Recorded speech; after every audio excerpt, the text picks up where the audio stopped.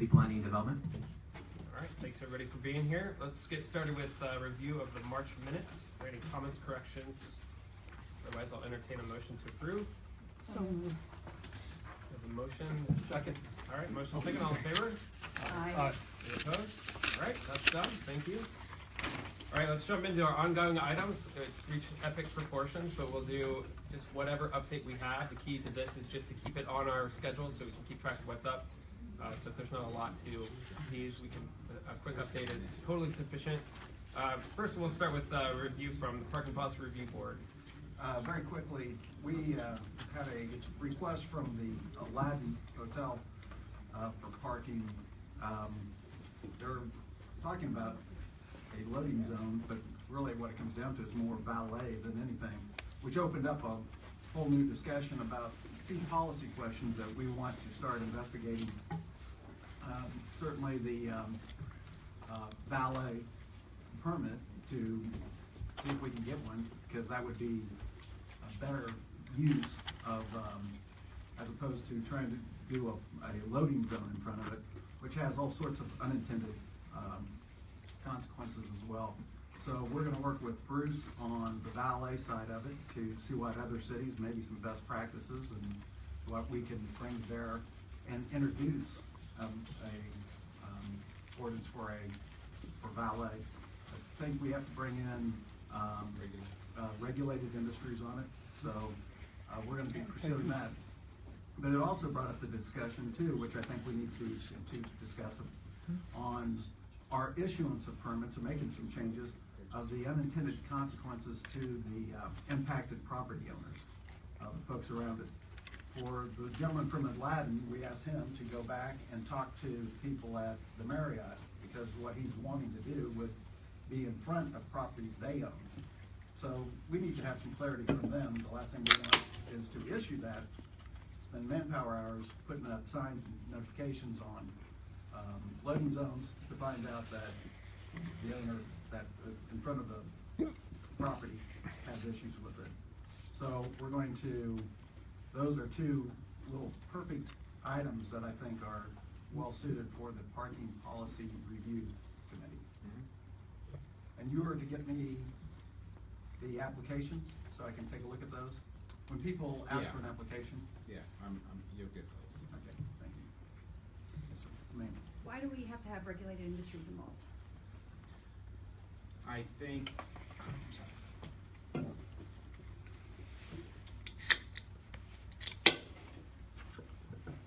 Bruce Campbell, Public Works. Councilwoman, the discussion that we had involving the permitted space itself and how we regulate how the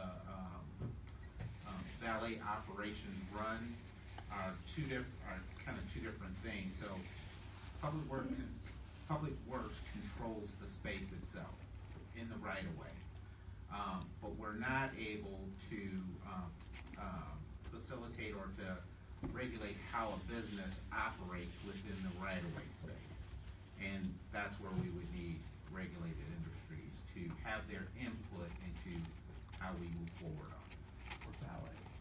For valet. Because literally they're the only ones that can regulate an industry. They're the only ones that can regulate a business. That is a really They clever should- name they've come up They with. should. Brilliant. Okay, well, my one request as you move forward with this is definitely get their input, but to the extent that we can, once we get their input, not have an extra layer of regulation, I think it would be amazing, because right now, they've got their plate immensely full, obviously, and then also it's difficult for businesses when they're told they have to go through all of these different entities to do something. So it'd be great if we didn't create a new industry, meaning valet parking, to regulate, if we can handle it on our own. Right. And a lot of the stuff that we're seeing is things from the changing dynamic downtown. It's no longer that 9-to-5 office building. It's restaurants who want to have valet. It's hotels who want to have bus drop off and pick up, or overnight parking for buses.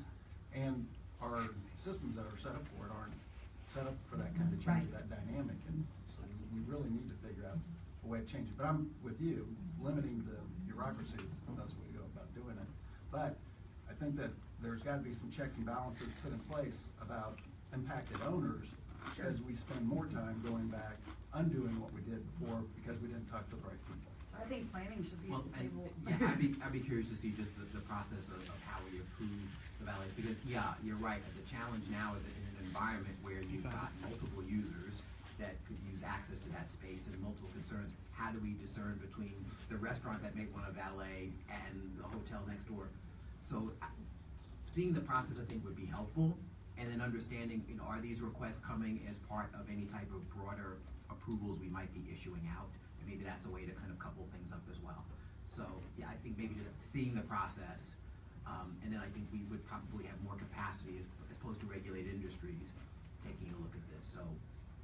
Okay. By all means. Yeah, and time is definitely of the essence, because like Sean says, we're reacting, right, to some Yeah. problems that valet has caused, or just our growing pains of trying to accommodate all of this, so Just quicker we can get this. point of clarification, or, we don't have any standards in place right now, so. we Right. just wanted to- Yeah, this is great. Thank you so much. Anything else? I have a question on valet. Currently, you're, for valet operators and. Could you introduce yourself, sir? Oh, I'm sorry. Yeah. Do I go up there? You want me to go? Yeah, if you don't mind. Oh. Alex Fritz with the Power and Light District. In regards to the valet, we get letters and fees for loading zones.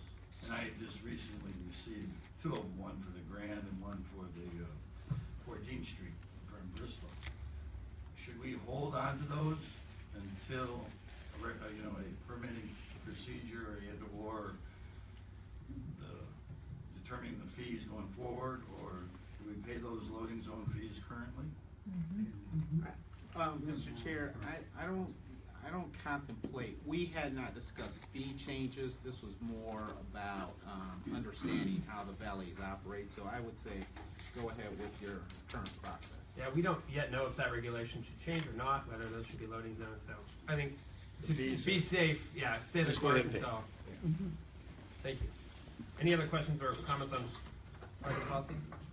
Do we have an enforcement update as well? I know we received numbers at the meeting. Does anybody else want to provide? We want to talk about that too.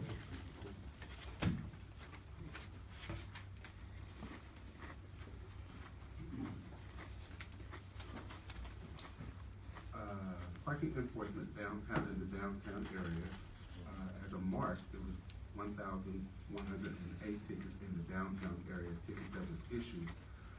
Calls for service is when we get a call dispatched to that location, which was a total of 84, a total of 66 tickets, that 66 vehicles that was towed. Streetcar alone for last month was 2. The number has gone up and the number goes down in violation. Most of them are the people that work downtown, so they're repeat offenders. They get familiar with the downtown rules. Once their vehicle's been towed, then they're aware of moving their car. When they get tickets in the time zone, then they realize they need to move their car more often than they do. So that's the various numbers of enforcement. Thank you. Any questions? All right, thanks. All right, let's jump on to streetcar. Really, just two quick things. The first is I want to invite everybody to the May 6th 1-year anniversary or birthday party of the streetcar operations. And we're going to be having an event down at Union Station at 11 till 2, family friendly, Eastern Plaza. There'll be some birthday cake. There'll be the mayor there, others. Want to invite you all to come out. There's going to be a lot of activities. A lot of our partners are going to be setting up booths and providing some offerings. We're going to have food and some games and other things. So just a good time to sort of reflect on the last year of operations. It's hard to believe it's already been a year. As we move towards 2 million rides. So we're just shy, and we think we're forecasted to hit that milestone before May 6th. The other thing I wanted to just provide an opportunity to field any questions on. We've been, for the last number of months, been talking about expanding our downtown fleet of streetcars from 4 vehicles to 6 vehicles. Really as it relates to capacity needs on the system, maintenance needs, the desire to put more vehicles in service to really respond to the demand, and to support really reinforcing and maintaining the reliability of the existing operation. Right now, we're running 3 cars on a 4-vehicle fleet. From time to time, 2 bad things happen in one day. And so in those instances, we're reducing service to maintain the vehicles, and the team has really done a great job on the mechanics side, maintaining fleets under a lot of pressure and under a lot of demand. Just last weekend, I think on Saturday, we did almost 14,000 trips on Saturday alone.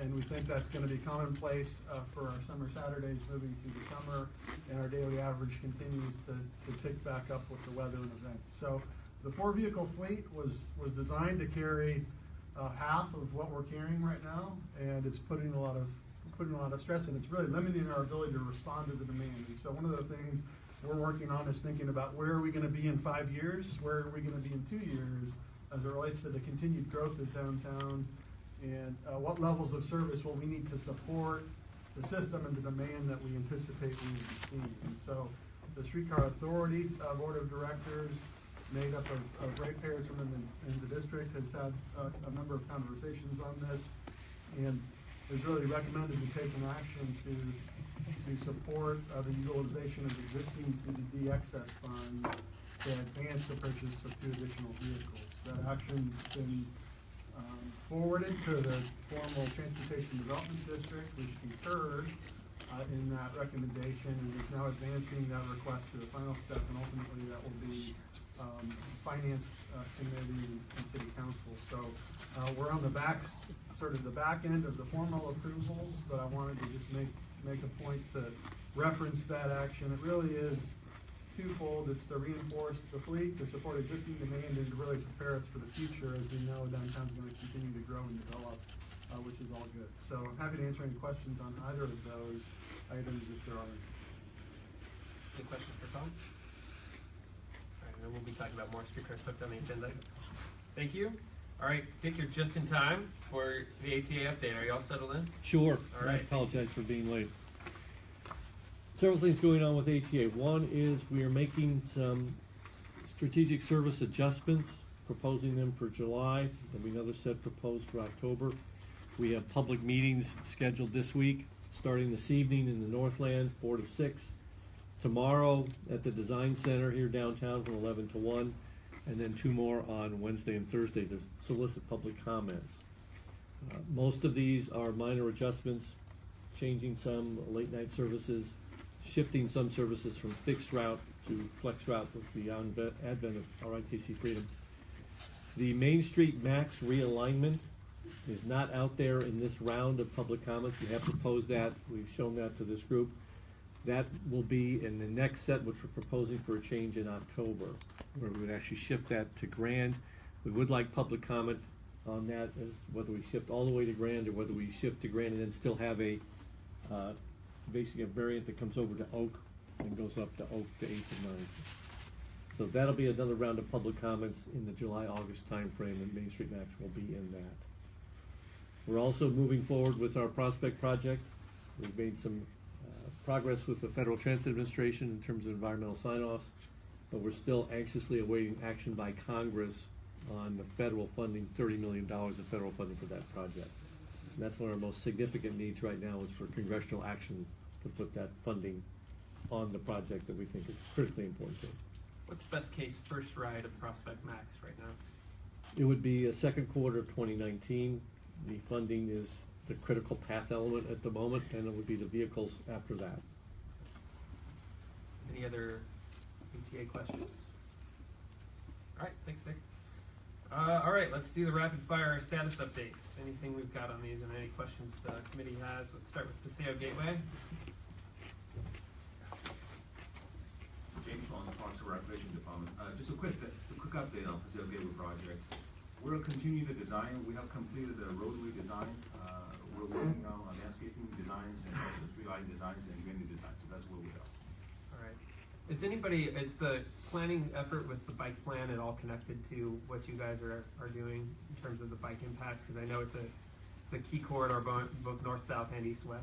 Yes, we actually presented our plans to the bike committee, and we got some input, from them, so we're Great. gonna incorporate your comments into the design. Okay, perfect, thanks. Any other questions on Paseo Gateway? Yeah, I have a quick one. I know you guys had a public outreach meeting and you had about 4 or 5 options that you guys proposed.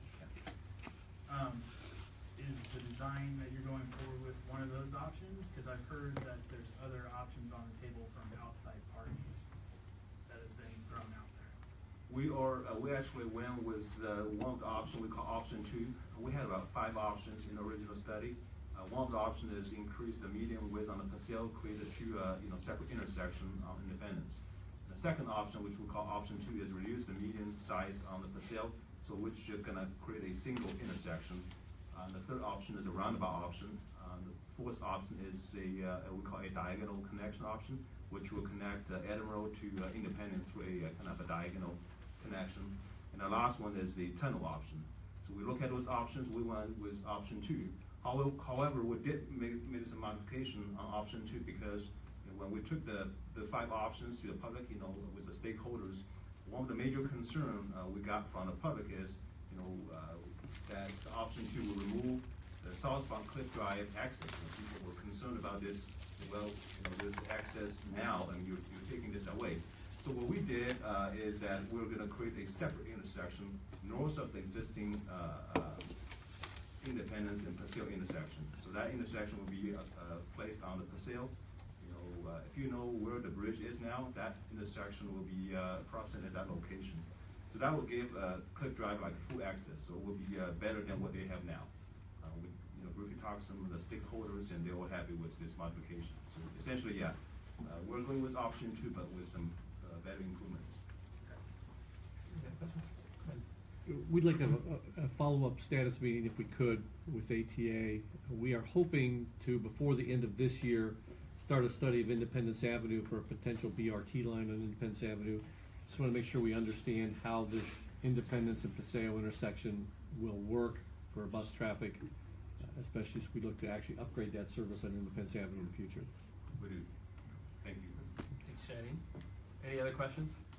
I think just another comment as we look at Independence Avenue BRT, having that meeting as well as it relates to some of the improvements and changes that will be happening to the Choice Neighborhood Initiative as well. So I guess we'll talk not only about ATA questions about Independence and Paseo itself, but probably the corridor from the Gateway, working our way over east to at least Prospect. Okay, yeah, that'd be great for us to get that as a starting point for us so we know exactly what's going on. Great. Great. Thank you very much. Thank you. All right, bike stuff. I just combined this all into one big placeholder. I don't know that we'll have any updates. I can provide an update from a bike perfect. plan perspective, and really it's just some commercials for upcoming public meetings. We had a great public meeting last week down at Avila College. We have 2 bike plan meetings this week. One is Tuesday evening starting at 5:30, and that's the Southwest Community Center. Then there's a meeting Thursday evening, 5:30, again, that's happening at Northland Cathedral. For more details, please check out our website. But we're in the process now. This is the first round of public meetings and outreach. And then I know that we have, May being Bike Month, we have a big bike event that is scheduled. At the top of my head, I want to say it's the 17th. And actually what's going to be happening, it's actually going to be a ride from City Hall down to Southwest Boulevard and to Boulevard Brewery, where there'll be gathering. So people are invited to come and ride along with, I think elected officials will be riding, certainly staff will be riding. I see council members riding bicycles, riding down, and then really coming together to talk about the experience of the ride, what's it like riding the environment. So we're trying a whole series of different activities to get people engaged with the thought of what our bike plan should contain and what recommendations we should be making. So always check out our website to see what's happening there. So, and I think all of our staff is really doing a great job in just pushing things out, so we love to hear your feedback. It's May 17th at Thank you. 3:15 on the south steps of City Hall, and there will be council people on bicycles, which will be funny, so. I'll be one. Yeah. So- That shouldn't be funny. And then there's beer on the other end of it, so Well, don't drive back. Well, we'll Take a cycle, bus back. we'll cycle safely. It seems like a small thing, but the fact that we're getting out and moving on the streets, I think is a first, and that's pretty meaningful. And I think it's the idea, and I think we're trying to work with other groups and organizations to set up as many kind of demonstration environments as we can throughout this process. I have a quick question. Do we have data as to what percentage of bikers, of people use bikes? I mean, I don't see a lot in the area where I live, but when I go to other areas, I see more probably. But I think I was it's just wondering, do we have data related to the facilities we have. We may have some ridership information as well, and I can connect back and again, make sure we're putting things Okay, I was just out there. curious. No, and for the bike plan, you know, one of the approaches that we are taking here is that this plan is as much for people who would call themselves avid cyclists or kind of those cyclists that'll bike no matter what the condition. But we also want to make sure the plan is responsive to, I think it's about 30% of the people who say they're never gonna get on a bike. And that's fine, but understand that you're a driver, you're in an environment with bicycles. I mean, it's really for everybody. So the plan is really all encompassing. Hopefully through these outreach efforts, we do boost the level of ridership here all over town. But we think everybody has a stake in this plan. Great, any other questions? Back to item number 2, since Jeff jumped to 3. On our bike infrastructure, Yes. I think that the Public Works bike racks have pretty much been mostly installed all over town. And are still continuing to work with people of interest if they want to have specific bicycle parking and how to go about doing that. The downtown bike loop is, as we talked about in the past, that had been bid twice and we never had the appropriate responsive bidder. That was, one was overbid and the other ones didn't end up submitting their paperwork because it was only a single bidder. So we are working with MoDOT to get approval to bid out the downtown bike loop with our one of our pavement rejuvenation projects, so that we're having, combination projects, so we're hoping to be bidding that here soon. And also included with that would be the Armour Boulevard bike lanes as well. Paseo Bikeway is getting under design, so that's moving forward a little bit, but the other one should be, hopefully, we can get it successfully bid and get it striped this summer. And then there's some coordination on, and some changes on 18th Street and how that's gonna get revised, cause that's part of the downtown bike loop. And so are you anticipating the full bike loop or just the grand section or? No, the full bike loop, Full bike loop. the full project. She said with maybe an exception of 18th Street. I've heard a lot of good positive feedback on the bike racks that have been installed. Are there plans moving forward in future fiscal years to go for more funding to acquire more racks to put in elsewhere in the city, or is this just kind of a one-time thing right now? At this point in time, it was a one-time thing, that we were able to use grant money to buy bike racks and then had a plan to put them all over. Certainly would be willing to want to continue to seek additional funding to buy more bike racks, to continue to put them out, but that would be working through different financial processes, probably through PIAC and other aspects, and some outcomes from the bike study as well, bike plan route study as well. So certainly interested in getting the funds to do more. At this point in time, we don't have anything more with Public Works. Okay. Any other bike related questions? Go ahead. Should I go there again? Just, you're fine, whatever. I have kind of a strong voice, so I don't think I really Yeah, all right. like. In regards to the bike loop, the downtown bike loop, I reviewed the plan a couple of years ago when it first came out going down Grand. And this was curious, is there any consideration of what's happening on Grand from anywhere from, let's say, Truman to up to 13th with the activation of Sprint Center and all the activities, March Dimes, the closing Grand for safety issues during concerts, more traffic with 2 light towers going in.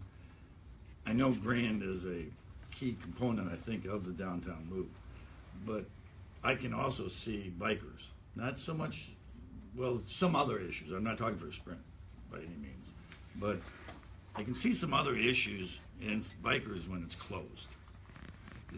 It's getting closed more and more for safety, for the kids, for the Disney on Ice, and the bikers get to go through.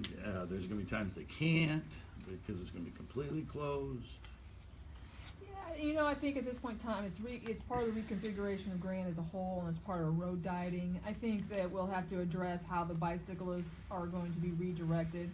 Even with all your closures, they tend not to be all-day closures.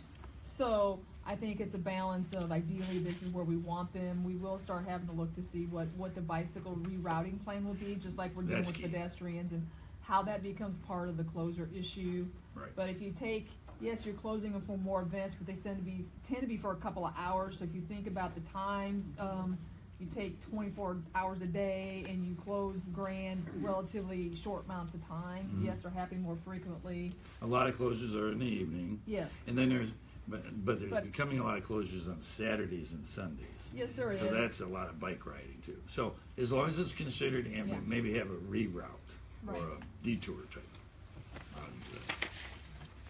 Any other questions? All right. Let's jump to TOD. I know this went to I can a joint provide- session. Right, I can provide an update as well. It went to a joint session of Transportation Infrastructure and Planning, Zone, and Economic Development last Thursday. And so, we got feedback from council and through some public testimony, so we're providing one final window, I'll probably say the word final window, about comments on the plan of the next couple of weeks. We're looking to schedule another joint meeting, I'd say anywhere between 2 to 4 weeks. It's more about scheduling. I think the committee made it very clear that after that point in time, that final feedback, they'd be ready to make a decision on the plan itself. So we encourage people, we're putting up another page, again, just that talks about the work that we have done to date in terms of taking in public comment, making sure the document's available for folks, and then we're working just on, again, responding to some of those final comments. But anticipation is just back to a joint committee within the next 2 to 4 weeks. You've only been vetting it for 2 years, so it's not quite. It's been a time out there, so this is one last meeting, took a little bit of a pause, so we're back for final round of comment. So, again, please take a look at our website, provide us with comments. We're looking to get this buttoned up and in front of the council for their consideration, final consideration. Thank you. Any questions? All right, let's keep on trucking. We're at the street conversion and closure section of our show. Let's see. So we've got Central. I know that was tabled. Do you have any updates on that? Yeah, we do. All right. We are recommending some funding. The project was unfunded, but we are recommending funding for this project to occur as part of the GEO bond package requirements, or not requirements, the pass that we look at doing it. We have worked with and heard some comments and feedback from some major adjacent property owners. So at this point in time, we're really looking to confirm that we're working on the closure from I-670 to 12th or 11th Street and not all the way up to 9th at this point in time. So it's potentially going to be moving forward here, maybe as soon as May to June, July. Chris is giving me better information on time frame, so we at least now have a path forward and a funding source to make the changes. But said the project is looking to go at the most up to 11th Street, and it may stop at 12th. Okay. Any questions? We're following up meetings with the convention center and making sure we're getting everything worked out to supplement and help everybody out, and what the impacts are to, again, the closures and the activities that go on around the convention center as well. I'm guessing they want to be able to get 12th Street incoming traffic south from Right. more than. So, like I said, we'll get some confirmation whether it goes to 11th or 12th here in the next week or two. All right. Any questions, comments on that? All right. The other item I had on here, I don't think we really need an update on. I had a pretty good conversation with Jerry and Chad about just getting our heads around when closures are happening from different stakeholders and how we manage all that and how we can have a part in that. I know right now MoDOT's got some bridges closed. There's some electrical work that has some bridges closed, all kind of separate parties. I think Public Works has done a good job of maintaining some flow in those places, but just something to keep on our radar. All right, let's go to the crosswalks section. I'm gonna have to go back and double check on some of these, but 12th and Jefferson crosswalk request, I think that came back from Public Works, that it didn't meet warrants, so we were going to kick that I guess, and then we're gonna have a separate meeting on how we can best manage these, so we're kind of not going in these long protracted steps of first one party looks at it and then another, but get a holistic view. But in this case, ahead of that, I don't know if we want to have planning department do a level of service analysis here. Now that Public Works is taking a look at this. Is that that makes sense? I think that's where we left it. Is that right, Chris? Good morning, Chris Lockey, Public Works. Yeah, basically, 12th and Jefferson, we had not actually received an official request for a crosswalk there. However, it does not meet warrants according to Public Works toolbox. Thanks. So, yeah, I guess if we... And in the past, for other intersections, when that's been the case, we've worked city plan development with Public Works to see what we could do, but I know it's part of a broader conversation. Right. So I guess we can table that and make it an example for a further discussion on how we manage these, but obviously we have multiple considerations to make. Thank you, Chris. Unless anybody else has comments on that particular intersection, I kind of think that originated with the neighborhood. So, and conditions are about to change dramatically there. In fact, that street view we're looking at is no longer accurate. There's a building there now. Payne and Bollard bump out opportunities. Last I checked, this has sort of been tabled indefinitely, but is there any other comments? I know Crossroads was always kicking this around, but you guys have pretty much tabled this for now. Is that right, Jim? Yes. Yes. Said with aplomb. All right. 22nd in Brooklyn. I know this was almost something you had brought up, and Public Works has been right on top of it. You want to give a quick update? Good morning again, Chris Lockey. So if you remember the last Parking and Transportation Commission meeting, it was mentioned the intersection of 22nd and Brooklyn. The sight lines for some of the stop signs was very restrictive, and so we did have staff go out there and review the stop sign locations and thought that it would be best to install advanced stop ahead signs for all directions. And so those work orders were put in and all the signs are now installed. Yeah, appreciate that. It is more helpful. Thank you. And I appreciate your perspective on that, because we do go all the way to Woodland, and too often I think we don't get perspective on some of these less trafficked streets. So, all right, 16th and Walnut four-way stop request. This was from the neighborhood. We tabled this so you guys had a chance to really investigate that intersection. Yeah, we did, and again, the Campbell HOA brought it to our attention, and so our staff conducted and reviewed a full traffic engineering study at the intersection, and at this point, we would recommend that intersection to go to an all-way stop. So if the commission blesses that recommendation. I would be thrilled to entertain a motion to that. So moved. And I got a motion and a second. All in favor? Second. Aye. Any opposed? All right, awesome. We'll, Thank you. work through the legislation Who gets process. to give the HOA the good news? I'll be happy to do that. All right, thank you, Jim. She was emailing too, so I could probably do it. Everybody can take credit. I know, everyone takes credit for it. Thank you, Chris. And Mr. Chairman, I have 3 intersections that I'd like to have considered for things. Are we gonna be talking, about how to deal with these in general in a later point on the agenda, or? Not specifically, I guess we could, as part of a future, agenda item, Okay. but if we wanna go ahead and put them out there so we can Okay. get started. Well, I'm just gonna throw it out here right now. I've had a request from a constituent, actually several constituents, about, looking at it as a hot mess, is the best way I can put it. I just walked through it this morning. And, we need to look at it for, stops and crosswalks, and there's just, it's highly trafficked as far as pedestrians are concerned, and, there's not a lot of sense to how things are flowing through there. And then the last request came from the Family Court intersection at 26th and Cherry. If we can look at that for, at a minimum crosswalks, but if we could do a 4-way stop. The parking, not for staff, but for the families that go to, Family Court, is on the northwest corner of Cherry, and there's no crosswalk and there's no stopping of traffic along Cherry. And so those were the 3 requests that I received. Excuse me, did you say 30th in Cherry? Sure. The second one was 30th and Cherry. All right, consider hot mess on the May agenda. Not to dogpile, but a little bit. I know neighborhood association up in Pelton Heights has voiced concerns about Paseo and Admiral, with a lot of people going back across for services from Faith Hope to Aldi to River Market View. It's a high pedestrian traffic, a lot of bicycles going through there, and cars racing to get down to the interstate. So there's a lot of concerns On Paseo or Admiral or both?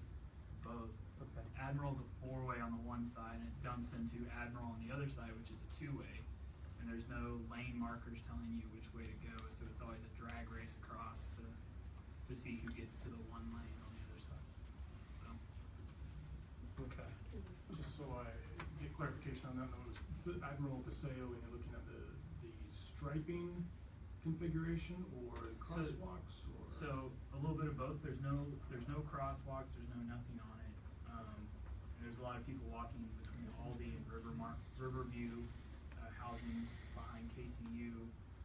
There's also a lot of people walking between Faith Hope and other services down Independence Avenue into the bus stops and whatnot. So there's always pedestrian traffic through there, but there's also traffic confusion with 4 lanes dumping into 2, and then people trying to gun it across to get it to the on-ramp for I-29 and whatnot. So Okay.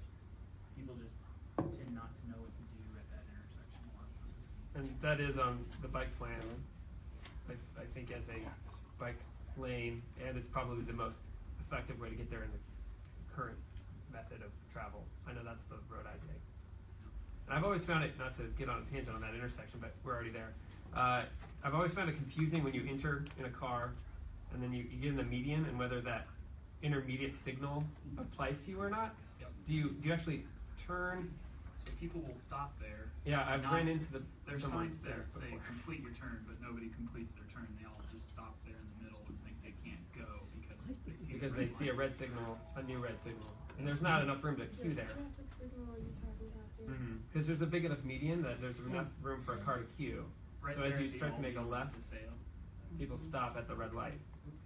In which case, they're always going to have a red when they're Yeah. turning Capri, left on the green. where the Capri Hotel used to be, and the Royal Inn, and all that kind of, it's just getting to be very confusing. And traffic's only increasing through there now. So Chris will coordinate to what you have time to take a look at and spread it over the agenda, but I'll be in touch with you and we'll take a look at some of these. Mr. Chairman? Thank you. Yes. In terms of 18th and Charlotte, the ATA, we'd like to be consulted on that. And obviously, it's a very busy intersection with all of our buses heading towards our facility, 18th and Lydia.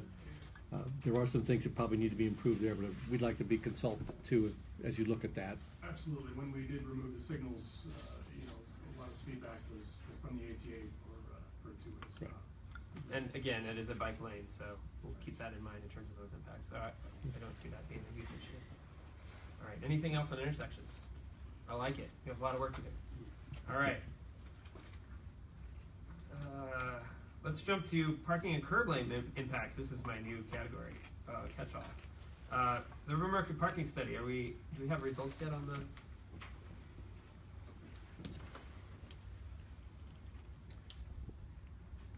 Bruce Campbell, Public Works. Mr. Chair, we are at the point in the recommendations from our parking consultant where we just finished up a 30-day questionnaire that was sent out to the public via social media and some other outlets. We haven't evaluated those results yet. We'll take that in conjunction with a solicitation that we're putting out for a parking data platform that involves outward-facing communication to citizens, inward-facing dashboards for us to use to help us manage parking more effectively. And we just recently finished up the scope on that platform. Should have that out. We should have it on the street or solicit it within the next month. So that's the next step there. Great. Any questions, Tom? Well, it's sort of related to parking in the river market, and that's traffic and access to the parking capacity. Obviously, with the market picking back up, we're already seeing really significant upticks as expected, in traffic volumes in the market and congestion. We've been working with Deb in the market to deploy, and Bruce, the last few weekends, some temporary delineators and other controls to assist with turn movements, to help with through traffic and to help with some guidance there for drivers. But it really is it's a temporary solution for the weekend peak demand. And one of the things that strikes me as pretty obvious is as we continue to develop the market more fully with development and with parking capacity, as we've talked about a garage in the past in this meeting at the vicinity of 5th and Main, that the access points to those facilities, and thinking through broader traffic movements within the market, will be really important. So we're already getting some pressure, obviously, to start thinking about what's the next level of, I don't want to say intervention, but management strategy for how we're managing traffic within the market on those really busy peak days. We don't want to overreact, obviously, to Saturday demands, but we also want to make sure that things can move smoothly, streetcar included, but everything else to boot. So I'm just sort of throwing it out. I'm suggesting that we really start a conversation with Public Works and the market specifically around sort of looking to the future. Where are we today as it relates to traffic management strategies, which is connected to parking, obviously, in part, and what are the plans or strategies for ongoing management as we continue to ramp up demand in the market. And as we've talked about the 5th Street garage that's planned, the access to that off of 5th Street raises obviously some questions. And is there alternative access off of 3rd that's possible? Is just one illustration, but I just sort of throw it out there as a to get folks thinking that it's probably time we sit down and start thinking about what's the management strategy going forward. I will say when we were designing Streetcar in the very early days, there were some conversations about things like one-waying 5th Street, right, or one-waying the loop around the market, and the decision at that time was obviously let's accommodate as much on-street parking as we can, let's maintain current movements and access, but there was an acknowledgement that as these empty spaces start to fill and put additional demand on the system, that we need to come back and have a conversation. So just I guess an FYI as we think about, let's convene and start that conversation now about what the management strategies going forward should be. Go ahead. Well, are we still thinking about, at one time we talked about Walnut being reopened through the market, and that would make extra parking? Is that still on the table, or is that off? I don't think so. I don't know if somebody has a better update, but I know it's planned. It's just not funded. I will clarify though that the net parking gain is pretty negligible. It's more about throughput, right? The reason 5th Street is such a disaster is there's no way north-south the bridge to 3rd until you get to the ends. Delaware's one way, and then you get all the way to Grand or Wyandotte. We've just really messed up the river market, so we can try to put that back together. Well, what about reopening Main Street between I'd be all for 3rd it, and but 5th? there's some operational concerns with the city. Well, we know, and again, I think it comes back to the design. I don't know what's exactly planned for the garage structure, but I know the market's going to need to maintain access to their stalls there. And clearly there is a drive. It's now part of a pedestrian way that connects the market to the market park there. But obviously conversations about is it possible to link an alternative access to 3rd Street would be, we've seen in many other garage locations, Constantino's garage, the library garage, where dual access points can be helpful to manage access in large events and other things. I think the same with a large scale volume there probably holds true, but it would be a conversation about what the design and intent of that parking garage really looks like. How does it fit? Yeah, and I mean, to echo your point, obviously we don't want to undermine our transportation alternatives by over accommodating. At the point where we're parking everybody, it's hard to get the streetcar through, so a balance is really important there. So should we expect an update on the results of the survey next month? Yes, I think so, and an update on where the solicitation is as well for the parking data analytics piece. Okay. And I would just add to that, Mr. Chair, we talked about the one-way concept during the grand opening for streetcar, anticipating the amount of traffic volume. So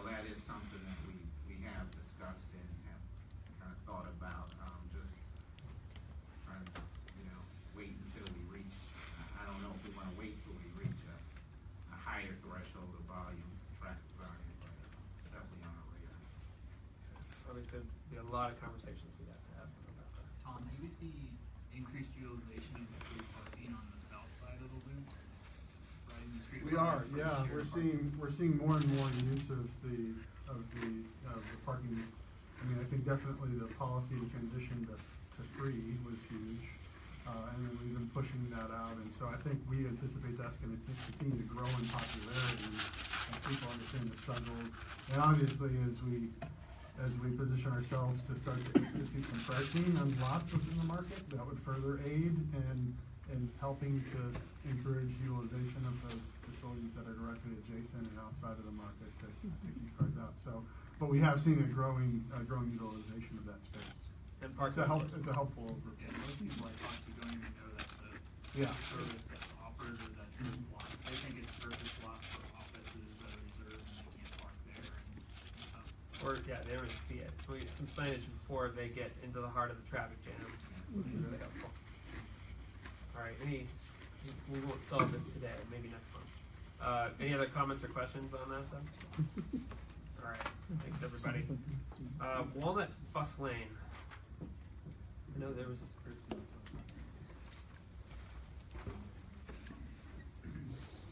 So as you know, we removed the bus lane on Walnut along the east curb through downtown.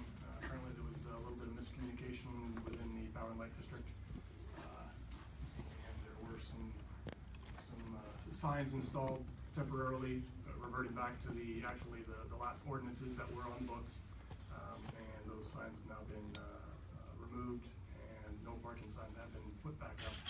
And we will be having conversations with Power and Light District stakeholders to determine the best approach moving forward.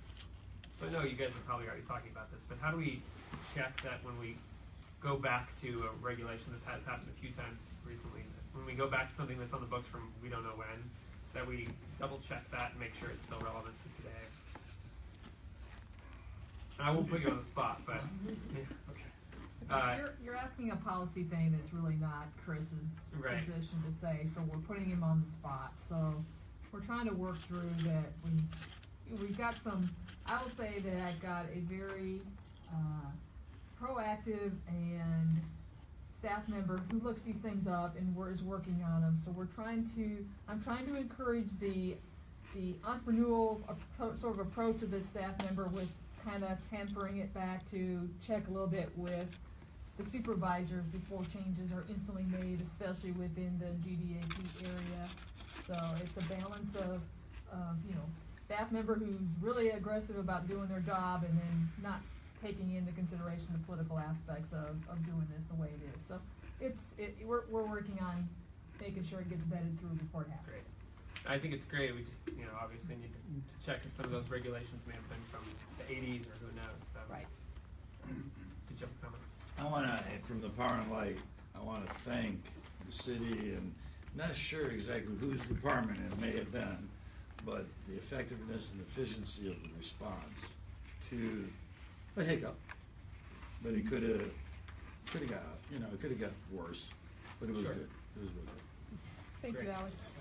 Yeah, I will say that there's been a few hiccups, but the response has been far more impressive than the damage than the hiccups. We're improving processes, and I think everyone realizes that. So, thank you to you guys. All right. Anything else on Walnut? Learning and growing. That's all we're doing. All right. 14th Street. This kind of wraps all up into the valet. Is there anything up other than more frequent closures? Any other updates, Tom, on it? Well, we've been coordinating, and you can speak to it, but they've been more, they've been ramping up the closures on 14th Street, which has helped, and manning the gates and the queues on the valet. So it's mitigated a lot of our issues there that we were having earlier on. So I think I think we've seen improvement and working well. I think this kind of goes with the next point, but I'll say, and this is just my armchair observation, I do feel like we sort of capitulated a little bit on that one of the problems was just not processing those vehicles enough, and so we just gave up on the street as opposed to trying to improve the valet operation. I think that's something we can try to address with the way we regulate those types of operations. But Can I comment on that too? yes. We have. We'll just get your own spot. No, go ahead, you're fine.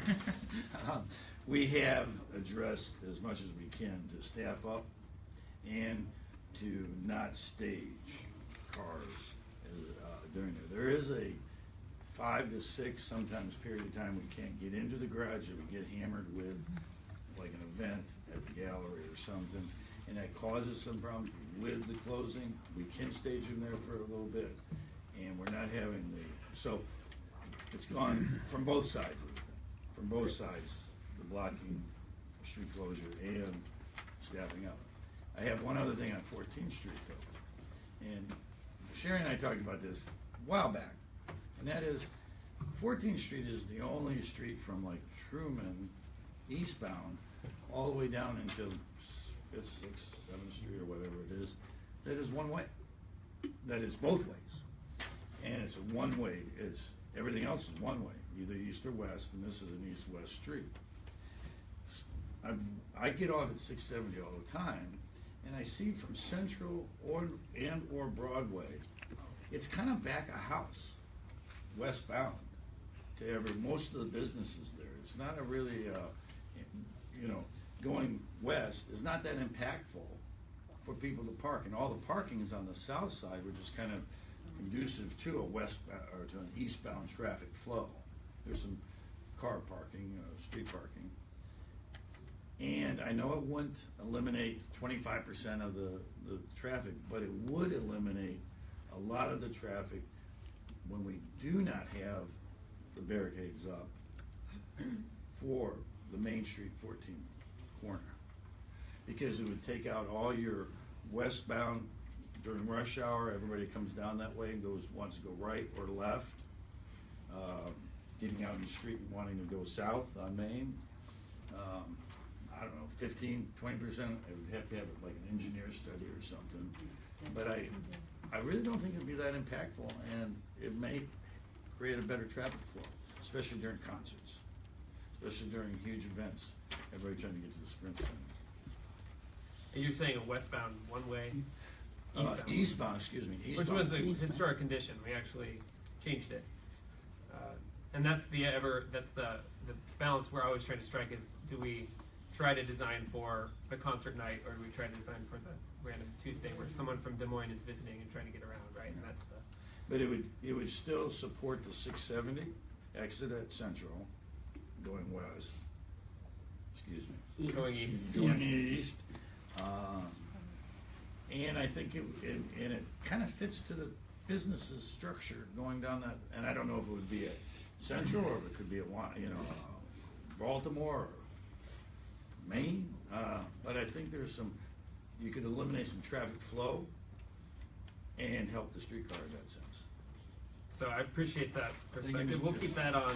We'll keep this just on as an ongoing thing to keep track of, and that's a consideration. And I will say on the staff level, in our conversations, that was identified as a more extreme sort of intervention of the problem. But the initial conclusion was let's assess the current steps to see how far that gets us, and then if we need to come back to something that is more permanent and more costly. Clearly, that one of the things that would do that the current configuration doesn't allow is when you have the queuing with the one-lane configuration in both directions, that causes in part the backup, and so being able to two-lane that eastbound would give you a passing lane effectively to continue cars. This would improve that, but again, we've seen improvements with the current intervention. Great, and I appreciate the staffing considerations. I know I've watched them just kind of shuffle the cars on the street, and so the more we can use the curb for processing, the better we'll do. So appreciate that. I did want to make one statement in regards to 14th Street. We will be removing the traffic signal at 14th and Walnut. It does not meet warrants, and to maximize pedestrian safety in the area, we determined that the best thing to do is to remove the traffic signal and make it all-way stop. So four-way stop there. That actually might help. Then you're taking turns. All right, cool. Thank you. And then valet policy, I assume we are continuing to try to convene the stakeholders on that. Are there any updates on that process? No, I think we talked about it. Okay, I think so too. Plenty more to go. All right. The shared parking agreements, Bruce, do you have any updates on how those are performing? I know we just got an update that looks like the North I Loop think is that, pretty bad. so one of the, ones I wanted to bring to the commission's attention is, the agreement that we're working on with MoDOT for, Southwest Traffic Boulevard and I-35 to support, a couple of businesses right there in Margaritas, and there's another business there, and, we received, we're in substantial agreement with MoDOT. We received the document back late last week, and we're vetting it, on our side, so I don't expect that should be executed by the next meeting we have. So that's just parking underneath the It's bridge parking structure. underneath the bridge structure, yes. And what is happening there now? They're parking there now. All right. Well, and part of the problem is that a trucking company is using it as their parking. Yeah, that's Storage. what I was curious about. And it's not Yeah. theirs to use. Okay. No further questions. Any comments or questions about that? Have we made, I know there's been many conversations about this, the same kind of consideration for the West Crossroads or East-West side, whichever side of that debate you want to be on, under I-35? We have an agreement in place under I-35. You're talking about the, north side of Southwest Traffic Boulevard or the Yeah, south side? basically from 20th up to, So the north side of the street, we were having conversations about that, and planning is working on a broader scope for that. And I think I said this at the last meeting that we had. So the north side of the street, that's not really, something that we've been involved with from a parking standpoint, or at least Public Works hasn't. We have a lease with MoDOT for the south side under the bridge where, the restaurants there and other users have used it, prior to the construction that's going on there right now. but in terms of those same spots up north up that right of way? Up north up that right away, no, I don't have any, plans or haven't had any discussions with anyone for Public Works to lease those spaces. Yeah, Mr. Chairman, that area's been discussed in the infrastructure committee of the area plan, and we've had some presentations on. I think that might have been a presentation here a year or two ago. Yeah, that's why I on remember when I dealt with multiple uses that be made of that, because parking alone, it'll be grossly underutilized. It needs to be something more interactive, and there was ideas of futsal court, farmers market, skate park, a bunch of different ideas for what to all do the hip there. things that you can put under a freeway. Right, Yeah. right. All right, well, that's just cool to keep on our radar. Any questions on the shared parking? Thank you, Bruce. Zip car update, I guess while you're there, did you want to give us a quick update? What I wanted to say is, I think we, see continued, issues with the zip car, the spaces right at 19th and Main. In the past, we've had a couple of tows, take place. We've had, issues where the parking spaces were parked in, when the people came to bring the cars back, and that, creates, some operational issues for Zipcar. One of the interim steps that we're taking as we ramp up or as we move into some additional enforcement, which is really what's required here. One of the things we're doing is we're talking to our side. Sherry kind of thought about this and said, why don't we have our staff for Streetcar get access to the cars and be able to move them if they see an issue with it. So Zipcar, we're coming to an agreement with Zipcar for that, and that should be, that's imminent. We're pretty close to getting that work done. Great. In the meantime, I can do it if you want. I'm a Zipcar member. I can. They want to be able to hold somebody's feet to the fire or something. All right, did not. Any questions on Zipcar?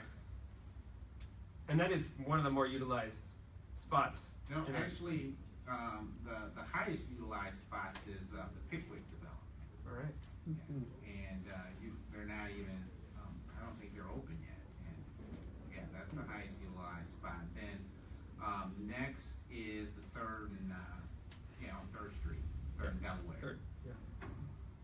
expect it at Third that way. That's my spot. All right. I don't know if there's any, I know we have some new items to jump into. The small volunteer project process, Public Works, you guys just still working through the details of that? Real quick update, I guess, if you have anything new. We are real close to coming up with a finalized program. We're working with risk management, legal, every department that we can think of to Yes. nail this down. I'm sure it's complicated. We're really close. Cool. And then at some point, I think what we learned last month is at the point that that's done, the way to initiate the process will be just some sort of application, I assume, from a neighborhood group or? Correct. Okay, with the That's what we requirements. anticipate at this time. Okay. Thank you, Chris. And then downtown truck movements, I don't think we've taken any additional action on this. I can keep it on the agenda. I know conversations are happening, but we haven't really had, knock on wood, major issues since, unless whatever happened in my neighborhood last night is related. Yeah, we lost a push button yesterday, but I don't know if that was a truck, honestly. Could have been anything. Yeah, somebody really didn't like push button. Do we have a time of when that happened? To you guys, I would need to go back, Chris, and see I if was I can alerted to find about it. 8:20, I think, so. Yeah. it was dark. It was Because dark. I saw photos. Okay. All right, thanks. All right, let's jump to the new items. With not 20 minutes left here. First thing was just to confirm our commission member and alternates and contact info. This was something staff had asked me to put on the agenda. I don't know if this is something we need to actively discuss or pass around something. What I think I'll do, Mr. Chair, and I have a list here of who has alternates and who the primaries are. I think I'll disseminate the list with the board's approval to all the board members just to update and confirm what we have in our data inventory. The person in the mayor's office who handles this has changed and transitioned. I think we may have, I think there may be a few names missing, but I'm not really for sure, so. Great. I can disseminate that to them. That's appreciated. Thank you. Any concerns or objections with that? Otherwise, we'll handle that offline. Okay, let's talk 5th and Main Street, our favorite spot in the city. I'll get started. So I've sort of issued to many of you sort of an update on the status of 3 parking spaces approximately at the corner of 5th and Main. Actually, if you just Look around rotate your direction. facing, you want to point east, so you can, Right there. those Got it. 3 spaces. You all recall when we designed the streetcar system, we took every attempt to It's incorporate on the other parking side. and add parking and right On the north there. side, right there. Yeah. And so as a result of that sort of strategy and policy to incorporate parking, we have varying parking widths along the route and varying clearances between the parking stalls and the streetcar trackway. This happens to be our narrowest route, a narrowest parking sort of buffer along the entirety of the route. And so we've been dealing with blockages here on a regular basis, and it's really emerged to be an ongoing trend. And so we think it's time to take an action. As a matter of sort of an illustration, in the month of March, we had 12 blockages here that resulted in a total streetcar stoppage time of about an hour. And so the challenge is when there is a stoppage, if it requires a tow, it can be anywhere from 10 minutes to 30 minutes. We've had two in the last 60 days that have taken us about a half an hour. And so the challenge as we get to the busy season here is obviously any stoppage of streetcar in this vicinity stops a lot of other things because it's a one-lane configuration. And so we started to have conversations with the city market, with Deb and with adjacent businesses on alternatives. And one of the suggestions that was made was that we look at converting these 3 parking spaces to motorcycle parking.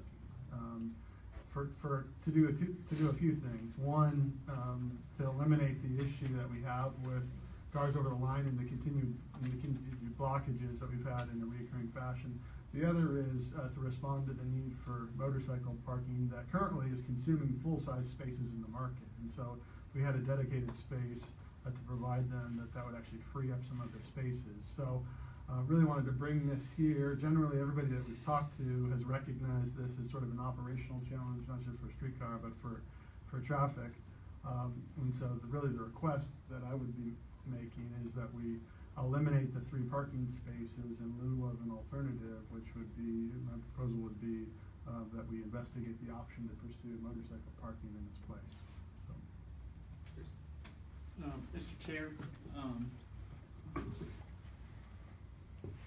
we do have an ordinance that supports motorcycle parking and appropriate signage. I think what we're gonna have to work through is the dimensions that we have for the spaces. It doesn't, I think the ordinance is silent on that. Katie, am I saying that right? But we can accommodate the request to add motorcycle parking and sign it appropriately, and we'll have to work through the dimensions of the spaces. My question would be, this would be like the largest motorcycle parking on-street space in the universe, right? Because it's 3 traditional car spaces, so. No, not necessarily. What else? Well, okay. In the city.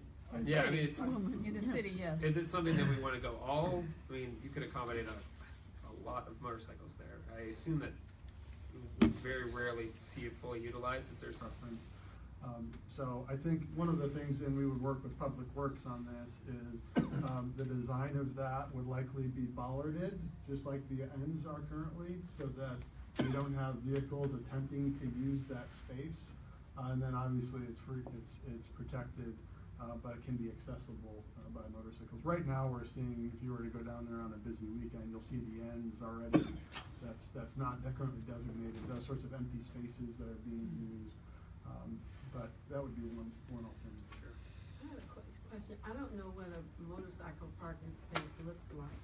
I mean, does it have signage that says motorcycles only? Yeah. Because I see motorcycles just parked in a regular So, parking. and we've, in conversations with Public Works, there's a few different ways to do this. There's a zone. So if you look in the parking garages, for instance, across the street, and parking lots oftentimes will have an awkward zone of space where they're not specifically delineated as a lane. And then there are dimensions for lanes, motorcycle stalls that are more painted like a lane. I'm guessing the width here would prohibit that probably.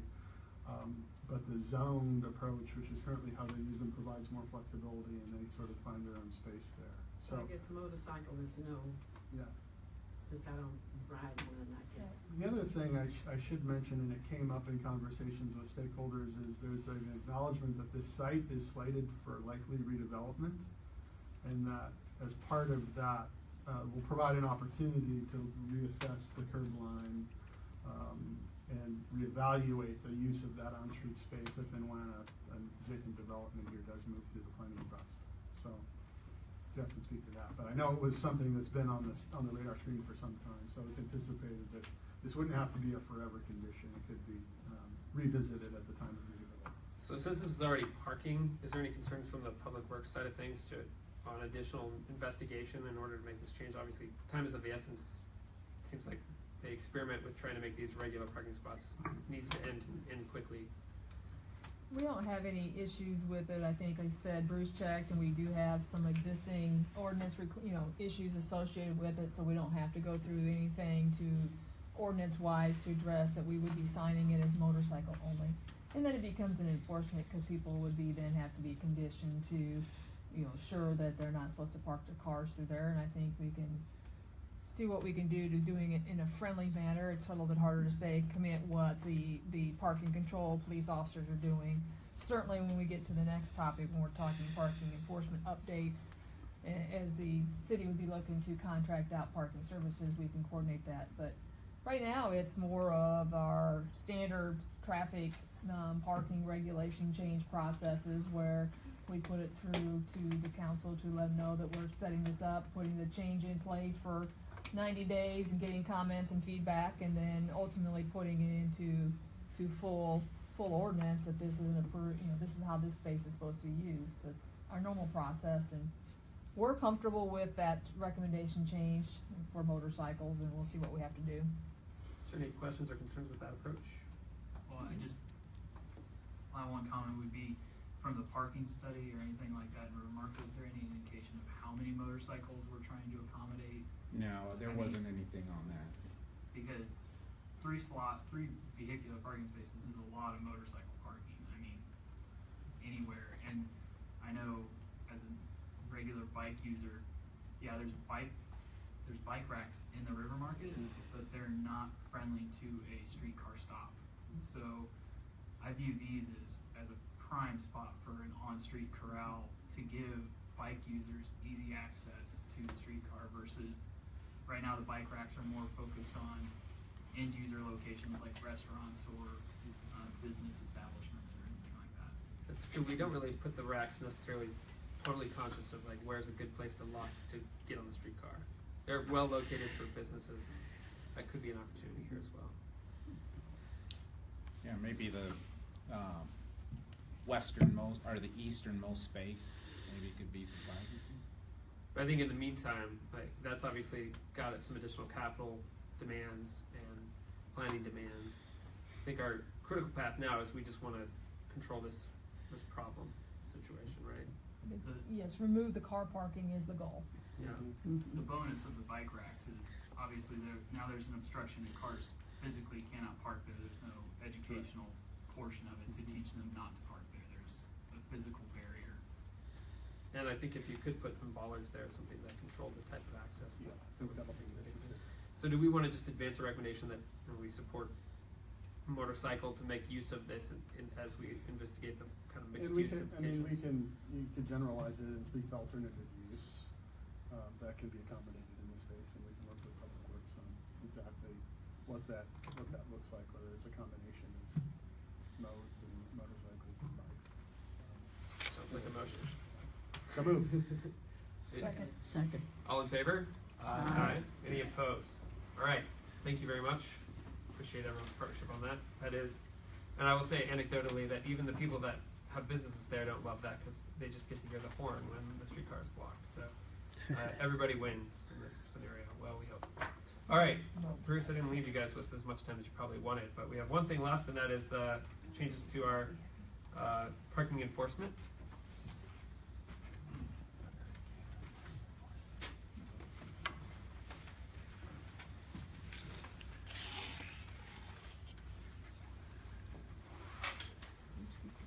Thank you, Mr. Chair.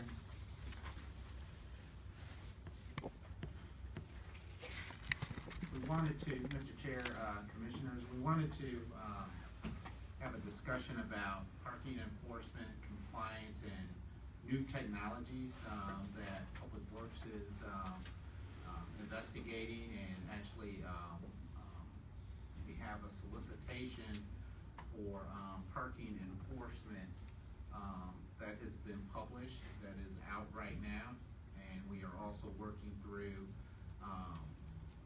demonstrating new parking technologies in the forms of new parking meters and improving our mobile payment system. So just wanted to take a few minutes, and probably this short time period is probably going to be helpful for everybody.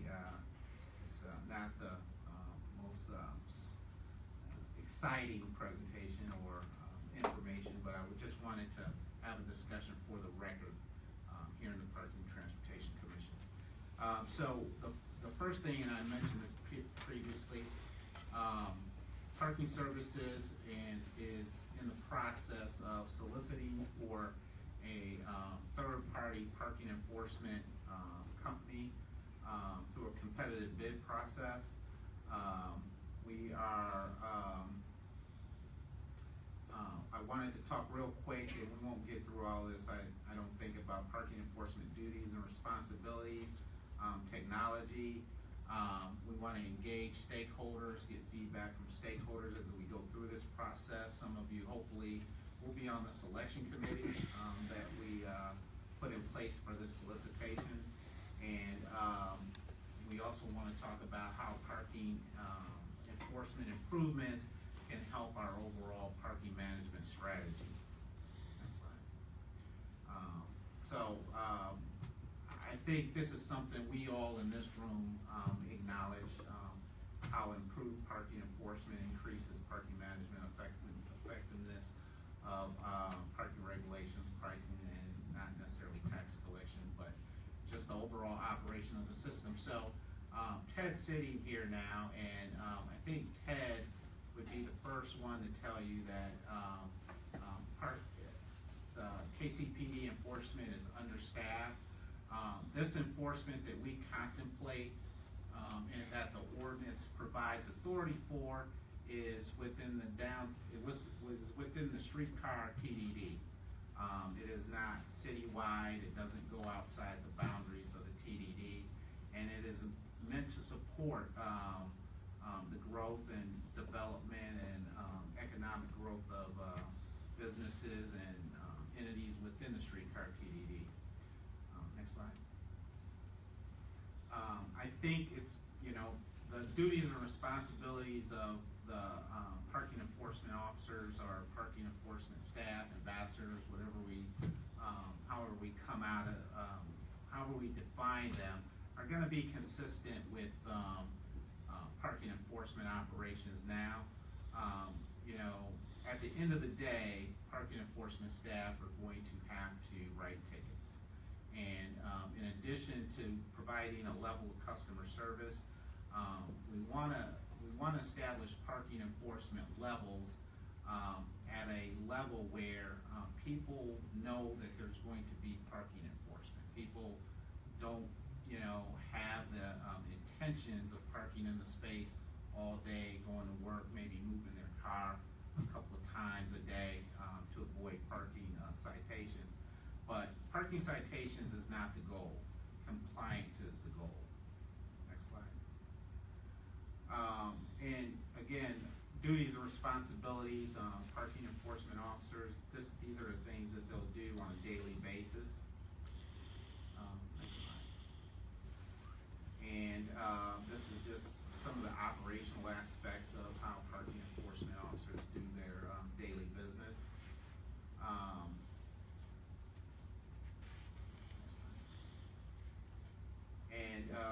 I just put this slide in here to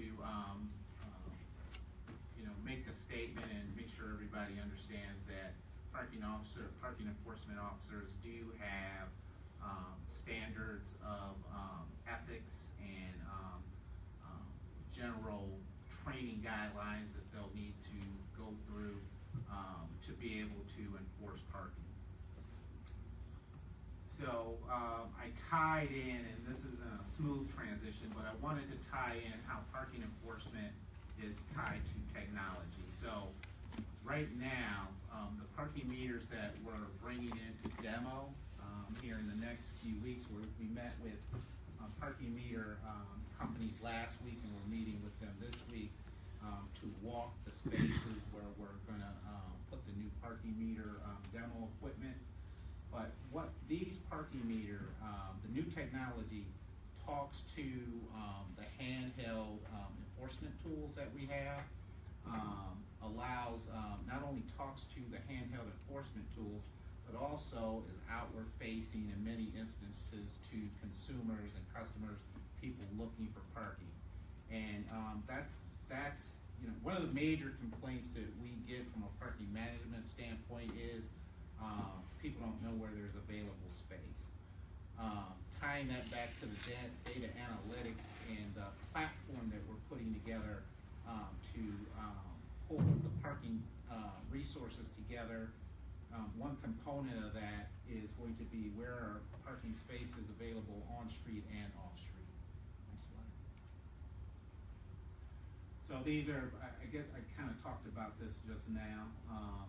Provide more efficient parking compliance options.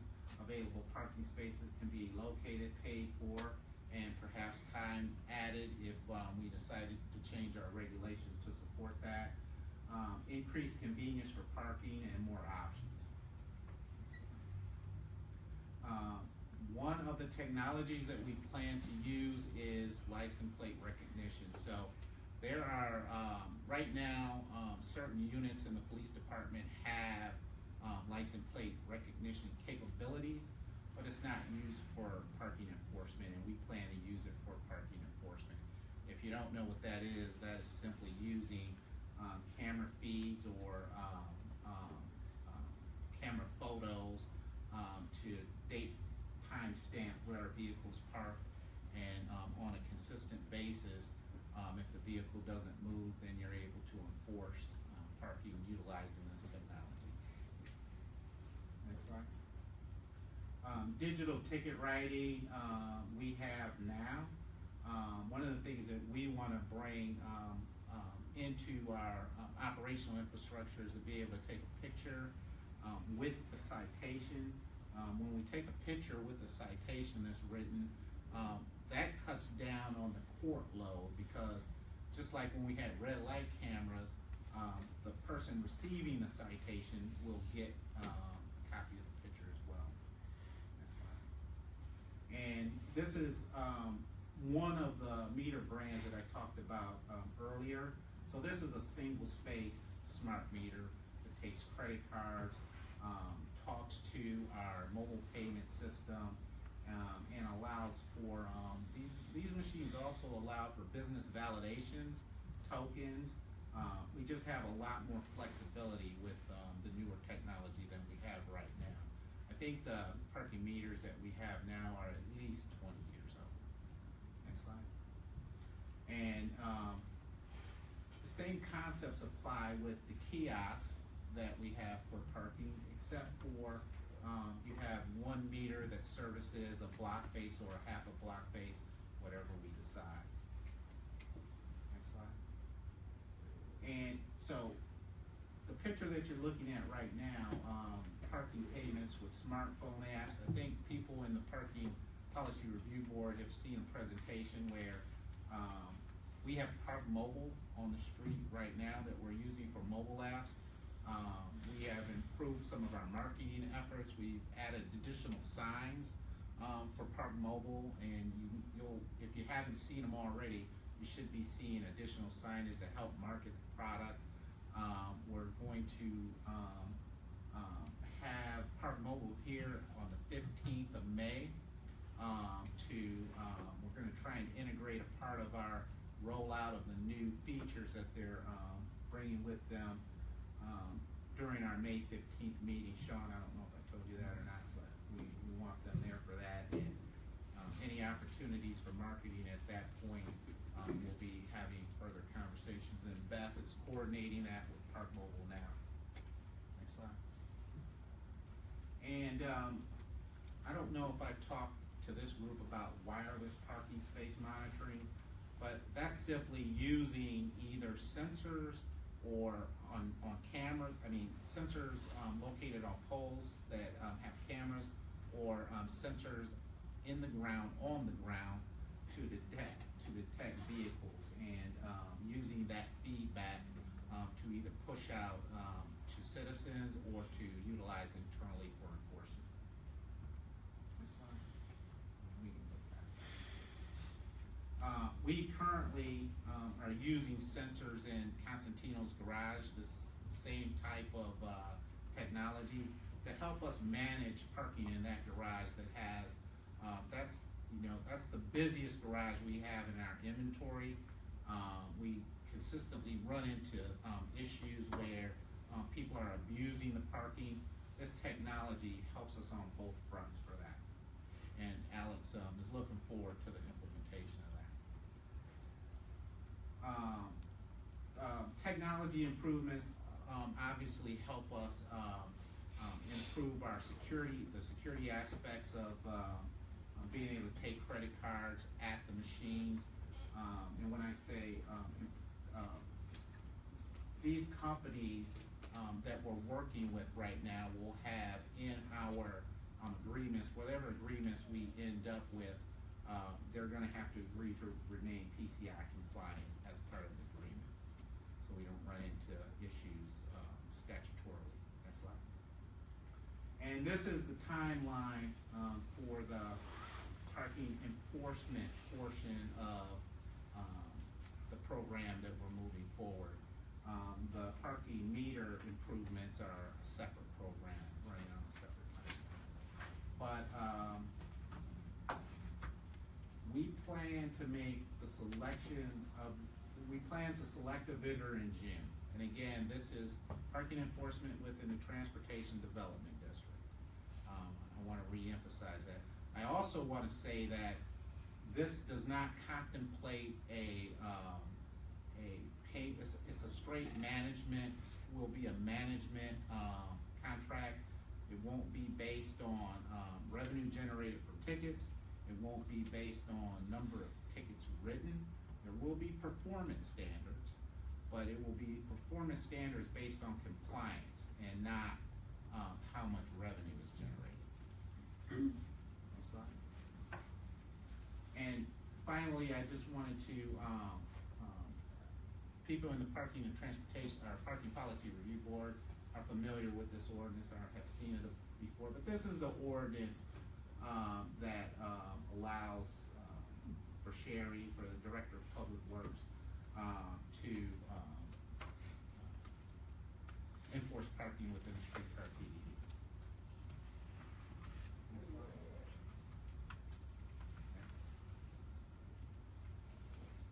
So I think we're about out of time here, and I won't keep you up, but I think we hit the key points that I wanted to hit. I'm sorry we didn't get the benefit of having everybody who was here earlier. Did anybody have any questions about the direction that we're headed? That's all I had, Mr. Chair. Thank you. If you wanted the opportunity to round this out next month with additional detail, I'll Okay. give it to you. I apologize that we weren't able to flip through. Any quick questions for this? So June, we should expect to know where we're headed with this. And June, yeah, we should have a definitive timeline. okay. And do we know, I mean, we can talk offline, but things like how they'll conduct themselves, will they be on foot or vehicles, things like that? That'll be part of the presentation process. In the solicitation itself, there is a discussion about having people on foot. There's a discussion about using LPR. There's a balance for that. Okay. I'd be curious personally. How are they doing with that stuff? I'm sorry, is it seven, do you have a schedule of enforcement support? Is it gonna be 7 days a week? Is there a? Right now, we're basing it on what we have now. But we're asking the vendors to come in and evaluate parking in Kansas City and make recommendations on what enforcement they think should look like. Yeah, we have a huge weekend need. I think you might, we do this with security a little bit on the streetcar, but one thing that I would encourage you to consider is a variable schedule where you may rotate from month to month, just so that, the users then kind of get pretty savvy to, when enforcement is in place and when it's not. So, food for thought as you're moving your effort forward. We want to build in as much flexibility as we can, and that's one of the key that's one of the reasons that we didn't go into that, this is a value to us because a third party tends to have more flexibility than, say, if it were Public Works, my staff at Percy Park. Sure. All right. Any comments from the public? Not much of the public left. All right. With that, our next meeting is May 23rd. We'll continue to hear about parking, and we'll see you then. We're adjourned.